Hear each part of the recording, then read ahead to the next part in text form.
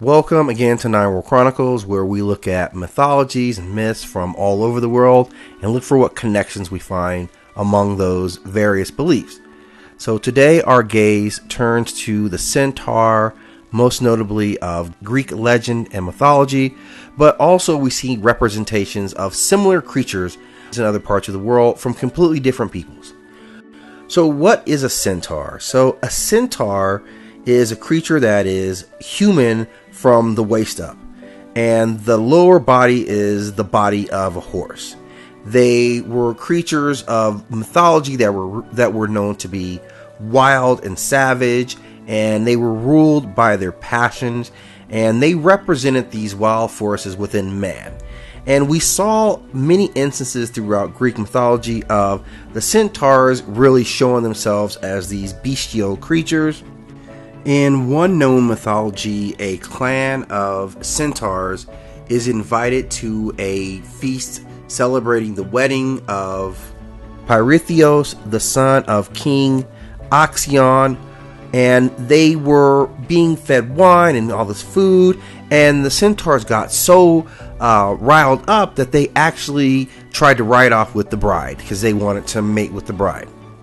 So this, of course, caused a great battle and a great war between Ixion's kingdom and this clan of centaurs. And it was a brutal battle.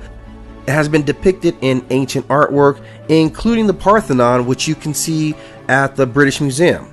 So this is a scene of extraordinary violence where the people of King Ixion fighting against the centaurs with their swords, and the centaurs defending themselves with their fists and their powerful hooves. And this again was all started because you got invited to a party and wanted to ride off with the bride, which most of us would deem unacceptable.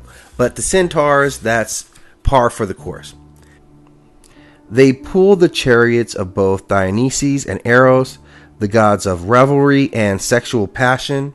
Hercules himself was ultimately killed by a centaur. The centaur tried to kill his wife, and Hercules ultimately slew him with the arrow tipped with the blood of a hydra.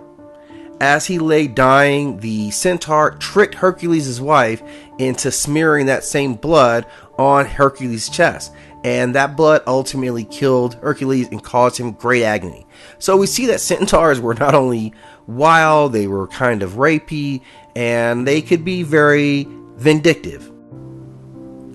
And throughout history, horses have always represented power and freedom and being untamed, and particularly so during an era where there were far more wild horses than there were domesticated horses. And the power and reverence that we have for horses continues even today in Western society. We show reverence for our Mustangs, our Broncos, and to a far lesser degree, our Pintos. We see a similar fixation with bulls, and we will discuss men, bulls, and sacred bulls throughout history as well in a slightly different tone because bulls remained primarily untamed. So that's a component of the man-bull relationship that's very different from the man-horse relationship. Beyond the Greek mythology of the centaur, we have other cultures that represented hybrid horse-human creatures. From the Philippines, we get Anggitay, who was a creature that had the upper body of a woman and the lower body of a horse, and she was known to be a fierce warrior who defended and protected the people and the island of the Philippines. There is Onocentaur, which is a creature which has the body of a human and the lower body is a donkey. And then, of course, there's similar creatures like the Satyr of Greek mythology. The Satyr had the body parts of a man, but also the long tail and ears of a goat. And if we look at other cultures around the world, we see many representations that were very similar.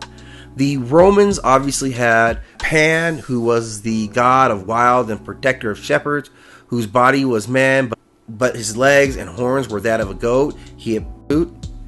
Then there was Krampus, who himself was a Germanic mythological creature whose actual origins are still not really known. And then we can even turn to the Bible and we see biblical depictions of many hybrid animals.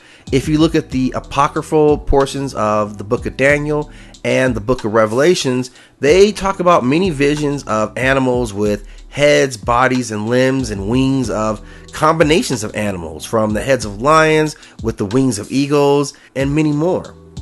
Revelation speaks about locusts with human faces, women's hair, lion's teeth, and scorpion's tails. These are very much depictions of hybrid creatures.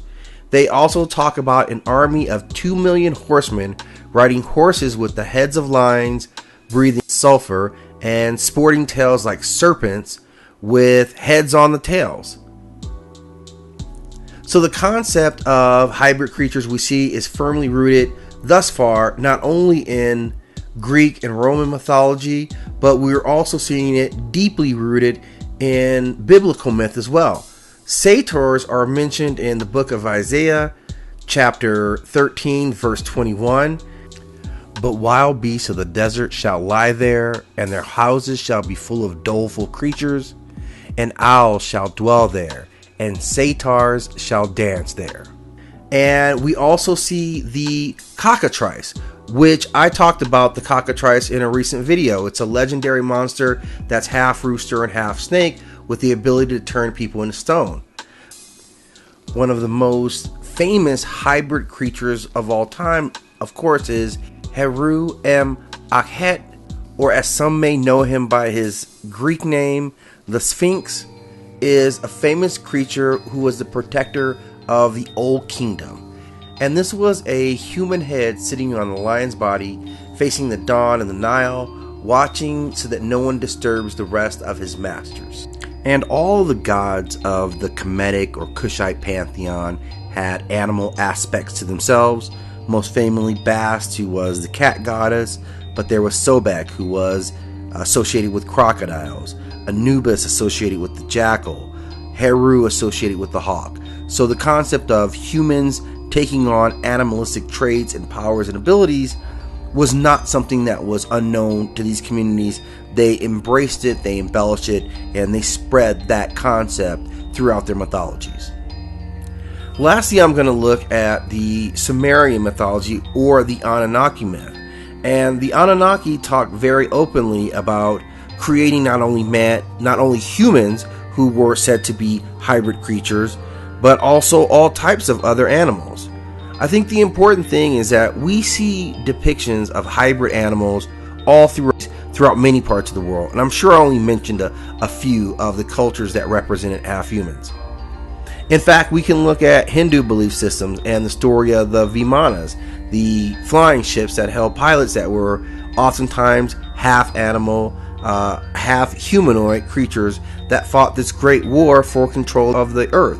The animal have represented a certain aspect about their personality and their relationship to the culture. I think the most interesting thing about this particular hybrid of a human and an animal that we call the centaur is that it turns out to kind of be the worst of both of us, right? Centaurs have all the brutality and strength of animals, but they have human lusts and human passions, and that combination historically has turned out to not be that good.